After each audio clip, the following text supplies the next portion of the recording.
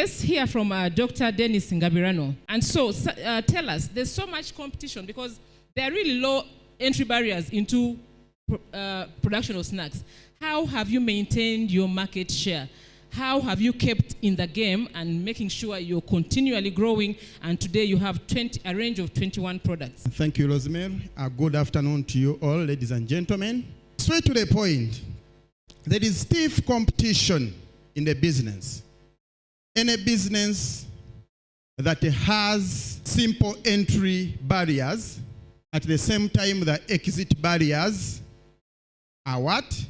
Are simple. A business that is hard to start, even closing is hard to close. But now, when we hear of stiff competition, we must do one thing. We must be agile as entrepreneurs. Agility, flexibility, and creativity. Those three must be put into consideration. Agility is the ability to move quickly and take those decisions that can enable you to solve issues that may be standing your way of progress. If I may ask, by show of hands, what is success? Who can answer that one very fast? What is success? The microphone is not. What is success? Yes. A quick one, faster. I have a few minutes. What is success? Success is achieving the desired goals. Okay. In my own understanding, success is the intersection between opportunity and decision making. So as an entrepreneur, you must be agile to take those quick decisions, or else the stiff competition can swallow you while you are in business. Now, what have we done to remain in business? We have focused on quality as a core value. We are focused on quality, and all our products, whatever we bring in the market, almost tastes like the others. The goodness is no standard below to the previous products. We have done continuous improvement by improving on our packaging. When you see where we started 15 years ago, we were sitting with the candles. You sit with a candle, from a candle to the ironing box, from the ironing box to a pedal sealer, from a pedal sealer to now automated packaging lines. That is continuous improvement. And then, as we grow in business, we must also take care of the needs of the customers. We have done an improvement in food safety. All our products are certified by UNBS, and last month, we became an ISO certified company. So that keeps us ahead of the rest of the players in the what? In the market.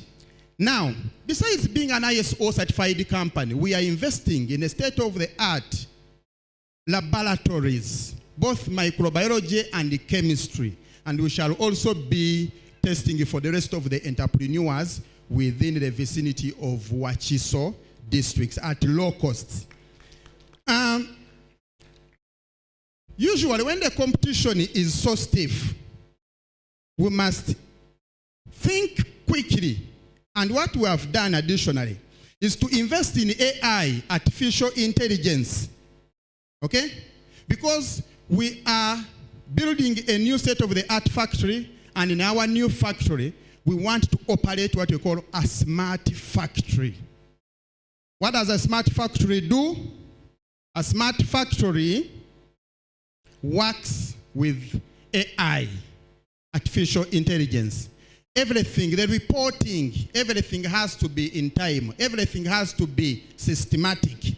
And then, because usually when businesses grow, we have what we call business espionage. You are employing people and they're on a double payroll because your competitor has planted spies in your business. So you must be conscious. How do you get to understand that you have such issues?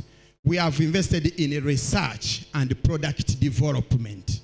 So whatever we bring on the market is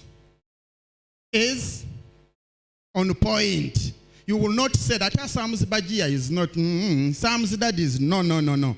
So what we are doing, we are trying to make sure that we also build relationships with our customers, suppliers, employees, to ensure that there is staff retention. We don't want to have a high turnover of our staff. We're also investing in digital assets, the website, the customer management system, the fleet management system, the fuel management system, the digital tracking system. The website should be speaking and addressing the concerns of the what? Of the customers. So we are also investing in a product framework powered by the state-of-art infrastructure, which I've just given a mention. But listen to this quote. When everyone is seated down, you have to stand up. When everyone stands up, you become outstanding. And when everyone becomes outstanding, you become a standard. So we cannot do things the same way the other day, today, and the next day. So we are trying to move an extra mile to make sure that we are ahead of our competitors. I thank you so much. Thank you very much, Dr. Ngabirano, for sharing that. I think what stands out here is quality being a core value. And I wish all of us can take that home, because quality is a culture. Quality is not an event, it is a journey, it is a lifestyle. And from what he's saying, it is embedded in every aspect of their business. And so for all of us who are in business, quality, we must put in place what Mr. Chichi referred to, the business systems, to ensure that we have quality, that quality is at the heart. It is a core value. I love that very much. And so it is nice, it's amazing to see, I mean, he's sounding sophisticated, but that it's as a result of growth. A few years ago, like he said, he began with an iron. You know, you seal with an iron. So you may be here and you're sealing your packaging with an iron or a hot something. That is okay. But you need to be able to aspire to grow, to have a longer vision.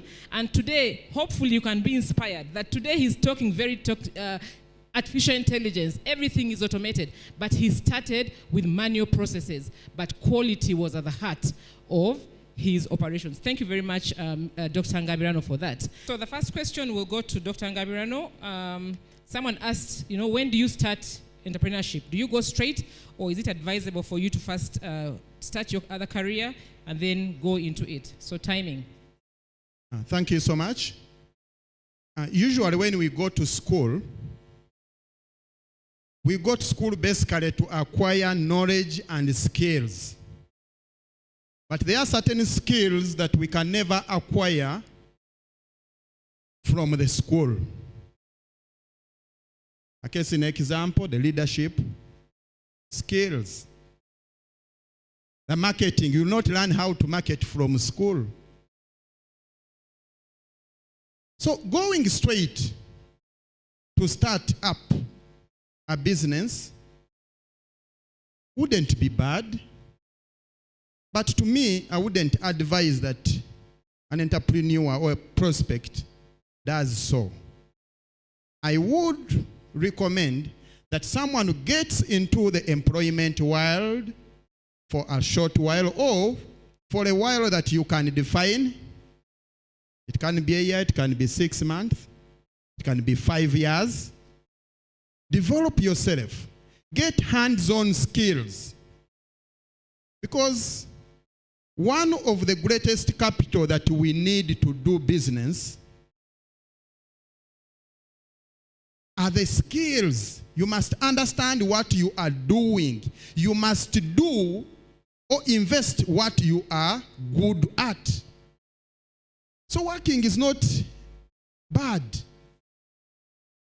We go out there to fundraise for cash, for capital, for startup capital. And we also fundraise for experience. Someone asked me recently where I was presenting to startups, that what do I do if I have 300,000 shillings? Which business can, he wanted to know the business that you could start with 300,000 shillings. A fresh graduate. Because he had looked for the job 8 months down the road and no one was taking him up. So I advised that graduate to go and volunteer in an organization that was willing to take him up, to spend the 300,000 on transport, on the daily transport, to go volunteer and get the hands-on skills to enable him start up something that he could best understand. So at what time, at what age, it is upon you. We can even be in employment, but when we have our side hustles. Personally, I taught for 12 years. I started a side hustle, it failed. I started another one, it failed. I started another one, it peaked, but I didn't quit immediately. I had to quit after 4 years. So you can always determine when and how with those few insights. Let's have Dr. Ngabirano give us your parting thought. Thank you so much. My parting thoughts are two. One, I encourage all entrepreneurs to invest in systems. Systems like the quality management system. The quality management system is not for entrepreneurs who are in manufacturing alone. Even if you are in a service industry, still the quality management system applies. A quality management system will set you free. A quality management system will red flag what is going on in a wrong direction. A quality management system will give you freedom to step even aside. I'm personally here, but ever since we got the QMS, the freedoms I'm enjoying are enormous. I feel like I'm on holiday and business is moving. So we need to invest in that.